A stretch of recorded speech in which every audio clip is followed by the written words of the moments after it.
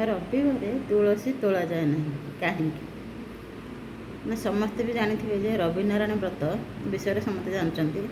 ରବିବାରର ଏକାଦଶୀ ତିଥି ପଡ଼ିଲେ ରବିନାରାୟଣ ବ୍ରତ କରାଯାଏ। ଏ ବ୍ରତ ତୁଳସୀ ଚଉରାମୂଳେ କରନ୍ତି। ସେଦିନ ରବି ଓ ନାରାୟଣ ଏକାଠି ହୁଅନ୍ତି। ଏ ଓଷାରେ ଯେକୌଣସି ମନସ୍କାମନା ଥାଏ ଆମର ସବୁ ସେ ପୂର୍ଣ୍ଣ ହୋଇଥାଏ। ତେଣୁ ରବିବାରରେ ସ୍ୱୟଂ ନାରାୟଣ ବୃନ୍ଦାବତୀଙ୍କ ପାଖକୁ ଆସନ୍ତି। ସେଠି ତୁଳସୀ ନିଜେ ନାରାୟଣଙ୍କର ସେବାରେ ଲାଗି ପଡ଼ନ୍ତି।